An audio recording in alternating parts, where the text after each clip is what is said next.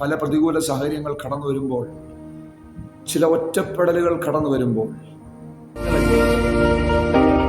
ഇരുൾ അടഞ്ഞ വഴികളിൽ തിരുനാളമാകുവാൻ ഇന്നത്തെ ചിന്ത. ദൈവത്തിൻ്റെ അതിപരിശുദ്ധമായ നാം വാഴ്ത്തപ്പെടുമാറാകട്ടെ. അനുഗ്രഹിക്കപ്പെട്ട ഈ നല്ല നിമിഷത്തിനായി കർത്താവിനെ സ്തുതിക്കുന്നു, സ്തോത്രം ചെയ്യുന്നു. എക്സൽ മീഡിയയുടെ ഇന്നത്തെ ചിന്തയിലേക്ക് ഏവർക്കും സ്വാഗതം. ഇന്നത്തെ ചിന്തയ്ക്ക് ആധാരമായിട്ട് ലഭിച്ചിരിക്കുന്നത് യോഹന്നാൻ സുവിശേഷം 21 അധ്യായമാണ്. വളരെ പ്രാധാന്യം അർഹിക്കുന്ന ഒരു അധ്യായമാണ് യോഹന്നാൻ സുവിശേഷത്തിലെ അവസാനത്തെ അധ്യായമായ 21 അധ്യായം. കാരണം മറ്റൊന്നുമല്ല, യേശു കർത്താവിൻ്റെ മഹാനിയോഗം ഉൾക്കൊണ്ട് ചെയ്യേണ്ട തൻ്റെ അരിമ ശിഷ്യന്മാർ തന്നെ വിട്ട് പിന്മാറിപ്പോകുന്ന ഒരു ഭാഗമാണ് പ്രകീർത്തിച്ചിരിക്കുന്നത്. കർത്താവ് തൻ്റെ 33 തിരുവയസ്സിൽ 3.5 വർഷക്കാലം ശിഷ്യന്മാരെ വാർത്തെടുത്തു, അവരെ പഠിപ്പിച്ചു, അവരെ പ്രോത്സാഹിപ്പിച്ചു. കർത്താവിൻ്റെ മഹാനിയോഗത്തെ അവരെ ഏൽപ്പിക്കുവാനായിട്ടിടയായി തീർന്നു. എന്നാൽ യേശു കർത്താവിൻ്റെ മരണത്തിന് ശേഷം തൻ്റെതായിട്ടുള്ള പല ശിഷ്യന്മാരും യേശു കർത്താവിനെ വിട്ട് മാറി അകന്ന് നിൽക്കുന്ന ഭാഗങ്ങൾ നമുക്ക് വിവിധ സുവിശേഷങ്ങളിലായിട്ട് കാണുവാൻ സാധിക്കുന്നുണ്ട്. പ്രത്യേകിച്ച് 21 അധ്യായത്തിലേക്ക് കടന്നു വരുമ്പോൾ 15 അധ്യായത്തിൽ കർത്താവ് പറഞ്ഞിട്ടുണ്ട്, നിങ്ങൾക്ക് എന്നെ പിരിഞ്ഞ് ഒന്നും ചെയ്യുവാനായിട്ട് സാധ്യമാവുകയില്ല എന്ന് പറയുന്നത് പോലെ തന്നെ യേശു കർത്താവിനെ പിരിഞ്ഞ് പഴയ പണിക്ക് പോയ ശിഷ്യന്മാർക്ക് കരത്തിലൊന്നും ലഭിക്കാതെ നിസ്സഹായരായിട്ട് നിൽക്കുന്ന അവസ്ഥയാണ് അവസാനം ദർശിക്കുവാനായിട്ട് സാധിക്കുന്നത്. തന്നെ വിട്ട് പോയ ശിഷ്യന്മാരെ എങ്ങനെയെങ്കിലും മടക്കി കൊണ്ടുവരേണ്ടുന്ന ഒരു വലിയ ആഗ്രഹമല്ല, ഒരു വലിയ ഇമ്പോർട്ടൻസ് അതിന് ഉണ്ടായിരുന്നു എന്നുള്ള കാര്യം നമുക്കറിയാം. കാരണം മറ്റൊന്നുമല്ല, ഈ മഹാനിയോഗത്തെ ഏൽപ്പിച്ചിരിക്കുന്നത് ശിഷ്യന്മാരുടെ പക്കലാണ്. എന്താണ് മഹാനിയോഗം? സുവിശേഷം അറിയിക്കുക എന്നുള്ള വലിയ മഹാനിയോഗം. ഇതിനു മുന്നിൽ ഞാൻ സാധാരണ ഒരുപക്ഷെ നിങ്ങളൊക്കെ കേട്ടിട്ടുള്ളൊരു കഥയുണ്ട്, അത് യാഥാർത്ഥ്യമല്ല. ഒരിക്കൽ പിശാച് യേശു ഉയർത്തെഴുന്നേറ്റ് സ്വർഗത്തിലായിരിക്കുന്ന സമയത്ത് യേശുവിനോട് ചോദിക്കുകയാണ്, യേശുവേ, അങ്ങീ കഴിഞ്ഞ 3.5 വർഷങ്ങൾ ഭൂമിയിലായിരുന്നുവല്ലോ, 33 വർഷങ്ങൾ ഭൂമിയിലായിരുന്നുവല്ലോ, താങ്കളുടേതായിട്ടുള്ള ദൗത്യം താങ്കൾക്ക് നിറവേറ്റുവാൻ സാധിച്ചു? യേശു പറഞ്ഞു, അതെ, തീർച്ചയായിട്ടും എൻ്റെ ദൗത്യം ഞാൻ എന്നിൽ പൂർണ്ണമാക്കി ശേഷം എൻ്റെ ശിഷ്യന്മാരെ ഏൽപ്പിച്ചിട്ടുണ്ട്. അവിടെ പിശാച് പറഞ്ഞു, ആരെയാണ് ഏൽപ്പിച്ചിരിക്കുന്നത്?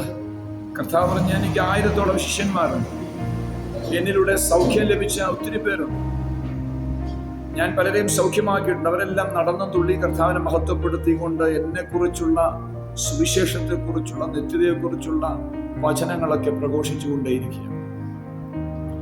സാത്താൻ പറയുകയാണ്, ഒരു പക്ഷേ അവര് പ്രഘോഷിച്ചില്ലെങ്കിലോ? കർത്താവ് പറഞ്ഞു, ഞാൻ 500-ഓളം പേർക്ക് പ്രത്യക്ഷനായിട്ടുണ്ട്.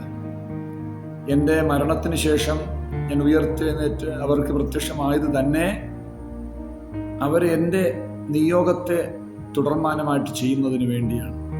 സാത്താൻ വീണ്ടും പറയുകയാണ്, അങ്ങനെയാണെങ്കിൽ അവരും നിവർത്തിച്ചില്ലെങ്കിലോ? തീർച്ചയായിട്ടും അവർ നിവർത്തിച്ചില്ലെങ്കിൽ ഞാൻ 12 പ്രധാനപ്പെട്ട ശിഷ്യന്മാരെ ആക്കി വെച്ചിട്ടുണ്ട്. 3.5 വർഷക്കാലം എന്നോടുകൂടെ നടന്ന് ഞാൻ ചെയ്ത അത്ഭുതങ്ങളൊക്കെയും കണ്ട് എന്നോടുകൂടെ ഭക്ഷിച്ച് യാത്ര ചെയ്തുകൊണ്ടേയിരുന്ന എൻ്റെ 12 ശിഷ്യന്മാർ, അവര് തീർച്ചയായിട്ടും ഞാൻ ഏൽപ്പിച്ചിരിക്കുന്ന ദൗത്യം നിർവഹിക്കുക തന്നെ ചെയ്യും, അതിൽ യാതൊരു സംശയവും. അപ്പോൾ വീണ്ടും സാത്താൻ ചോദിക്കുകയാണ്, അവര് നിവർത്തിച്ചില്ലെങ്കിലും? കർത്താവ് ഒന്ന് മൗനമായി. എന്നിട്ട് പറയുകയാണ്, 12 ശിഷ്യന്മാരിൽ 3 പേരെ വളരെ പ്രാധാന്യമായിട്ട് ഞാൻ ആക്കി വെച്ചിട്ടുണ്ട്, പ്രധാനികളാക്കി ആക്കി വെച്ചിട്ടുണ്ട്, പത്രോസ്, യാക്കോബ്, യോഹന്നാൻ. ഇവർ ഒരിക്കലും ഒരു കാരണവശാലും എൻ്റെ വചനം വിട്ട് പിന്മാറുകയില്ല, അവരെൻ്റെ ദൗത്യം തന്നെ ചെയ്യും. പിശാച് വീണ്ടും പറയുകയാണ്, അവര് ചെയ്തില്ലെങ്കിലോ? കർത്താവ് പറയുകയാണ്, there is no other option, മറ്റു വഴികളൊന്നുമില്ല. പിശാച് പറയുകയാണ്, നോക്കിക്കേ, അങ്ങയുടെ അരുമ ശിഷ്യന്മാരായിട്ടുള്ള പ്രിയപ്പെട്ടവര് ഇതാ പടകും എടുത്തുകൊണ്ട് കടലിലേക്ക് പോവുകയാണ്. യേശു ഏൽപ്പിച്ച മഹാദൗത്യത്തെ മറന്നു. 21 അധ്യായത്തിലേക്ക് വരുമ്പോൾ യേശു കർത്താവ് ഭൂമിയിലേക്ക് നോക്കുമ്പോൾ ഇതാ തൻ്റെ ശിഷ്യന്മാർ പടകും വലയും വള്ളവും എല്ലാം എടുത്തുകൊണ്ട് പോവാം. പത്രോസ് നായകൻ, കൂടെ 6ഓളം പേരുണ്ട്. അതിപ്രധാനികളായിട്ടുള്ള യാക്കോബുണ്ട്, യോഹന്നാനുമുണ്ട്. കർത്താവിൻ്റെ മനസ്സ് നൊന്തു. ആ കഥ യാഥാർത്ഥ്യമല്ലെങ്കിലും വലിയൊരു എന്തോ നമ്മുടെയൊക്കെ നടുക്കുന്ന ഒരു പ്രാധാന്യത അതിൽ കിടപ്പുണ്ട്.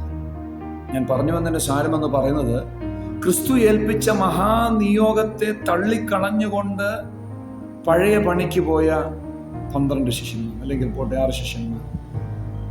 യേശു കർത്താവിന് അത് സഹിക്കാവുന്നതിലപ്പുറമാണ്.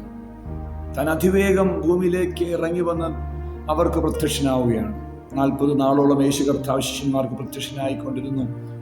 ശിഷ്യന്മാർക്ക് മറ്റ് പല പ്രിയപ്പെട്ടവർക്ക് പ്രത്യക്ഷമായിക്കൊണ്ടിരുന്നു നമുക്ക് കാണുവാൻ സാധിക്കുന്നുണ്ട്. അങ്ങനെ പ്രത്യക്ഷമായ കൂട്ടത്തില് യേശു കർത്താവ് ഇവർക്കും പ്രത്യക്ഷനായി. കുഞ്ഞുങ്ങളെ കൂട്ടുവാൻ വല്ലതുമുണ്ടോ എന്ന് ചോദിക്കുക. ഇവര് പറയുകയാണ്, ഒന്നുമില്ല അതാ, ഞങ്ങൾ രാത്രി മുഴുവൻ അധ്വാനിച്ചൊന്നും കിട്ടിയില്ല. യേശു പറഞ്ഞ വാക്യങ്ങൾ അവർ ഓർത്തു കാണാം, എന്നെ പിരിഞ്ഞ് നിങ്ങൾക്കൊന്നും ചെയ്യുവാൻ സാധ്യമാവുകയില്ല. പത്രോസിനെ സെപ്പറേറ്റ് വിളിക്കുകയാണ്.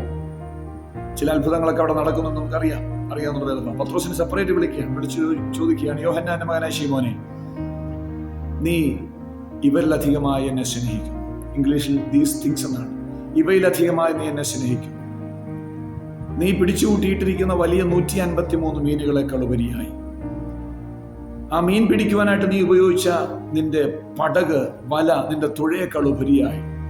ഓട്ടെ, ഇനി മലയാളത്തിൽ ചിന്തിച്ചു കഴിഞ്ഞാൽ, ഈ നിൽക്കുന്ന നിന്റെ സഹോദരങ്ങളെക്കാൾ, എന്റെ ശിഷ്യന്മാരെക്കാൾ അധികമായിട്ട് നീ എന്നെ സ്നേഹിക്കുന്നു. ആരുടെയും ഹൃദയത്തെ തൊടുന്ന വാക്കുകളാണ്. പലപ്പോഴും കർത്താവിന്റെ മഹാനിയോഗത്തെ മറന്നുകൊണ്ട് ഞാൻ ഉൾപ്പെടെ നമ്മളിൽ പലരും പല പ്രതികൂല സാഹചര്യങ്ങൾ കടന്നു വരുമ്പോൾ, ചില ഒറ്റപ്പെടലുകൾ കടന്നു വരുമ്പോൾ നാം യേശുവിൻ്റെ വചനത്തെ പിന്തള്ളിക്കൊണ്ട് പുറകോട്ട് പോകാറുണ്ട്. എന്നാൽ നമ്മോടെല്ലാമായിട്ട് യേശു കർത്താവ് ചോദിക്കുന്നൊരു ചോദ്യമുണ്ട്, പ്രിയ സഹോദര, നീ ഇവയിലധികമായിട്ട് എന്നെ സ്നേഹിക്കുന്നുവോ?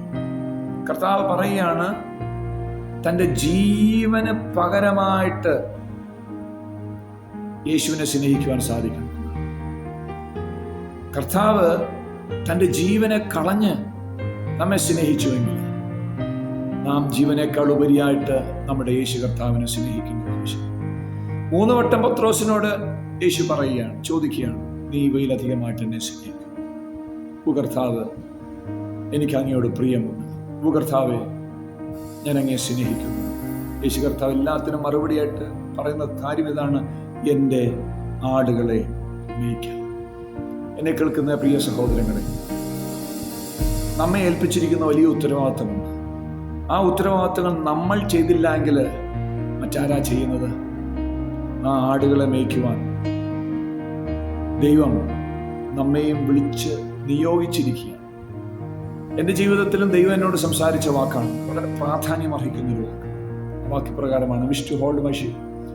ഞാൻ സെമിനാരി പഠിച്ചുകൊണ്ടിരിക്കുമ്പോൾ പാസ്റ്റൽ മിനിസ്ട്രിയിൽ ഒട്ടും താല്പര്യമില്ലാതെ എൻ്റെ മനസ്സിലേക്ക് ഇംഗ്ലീഷ് വാചകത്തിൽ ഇങ്ങനെ കർത്താവ് എഴുതി കാണിക്കുകയാണ്. ഞാൻ പെട്ടെന്ന്, അന്ന് മലയാളമൊന്നും അറിയാതെ അർത്ഥമൊന്നും അറിയാത്തതുകൊണ്ട് ഞാൻ പെട്ടെന്ന് അത് ഡയറിയിൽ കുറിച്ചു, wish to hold my sheep. എൻ്റെ ആടുകളെ മേയ്ക്കുവാൻ, താങ്ങുവാൻ, ഉത്സാഹിക്കുക എന്നുള്ളതാണ്. ഞാനും പലപ്പോഴും പലവിധ സാഹചര്യങ്ങളിൽ ഇനി സുവിശേഷ വരെ നിർത്തിയാലോ എന്ന് പോലും ചിന്തിച്ച സാഹചര്യങ്ങളുണ്ട്. എന്നാൽ ഈ ദൈവത്തിൻ്റെ വചനം എന്നെ പിടിച്ചു നിർത്തുവാനായിട്ടിടയായി തീർന്നു. നീ ഇവയിലധികമായിട്ട് എന്നെ സ്നേഹിക്കുന്നു. ഇത്രയും നാള് യേശുവിനോട് കൂടെ അറിഞ്ഞിട്ട് പിന്മാറ്റത്തിലേക്ക് പോയപ്പോൾ ശിഷ്യനായ പത്രോസിനോട് ചോദിക്കുകയാണ്, നീ ഇവയിലധികമായിട്ട് എന്നെ സ്നേഹിക്കുന്നു. നമുക്ക് എന്താണ് മറുപടി പറയാൻ സാധിക്കുന്നത്? കർത്താവേ, എനിക്ക് എങ്ങനെയാ ആ മറുപടി പറയേണ്ടെന്ന് അറിയത്തില്ല. കർത്താവേ, എനിക്ക് നിന്നോട് പ്രിയമുണ്ടെന്നോ സ്നേഹമുണ്ടെന്നോ, I love you Lord more than anything എന്നും പറയുവാണ്. സർവശക്തനായ ദൈവം നമ്മെ സഹായിക്കുമാറാകട്ടെ എന്ന് പറഞ്ഞു എൻ്റെ വാക്കുകൾക്ക് വിരാമം കുറിക്കുന്നു. ദൈവം നമ്മെ ധന്യമായിട്ട് അനുഗ്രഹിക്കുമാറാകട്ടെ.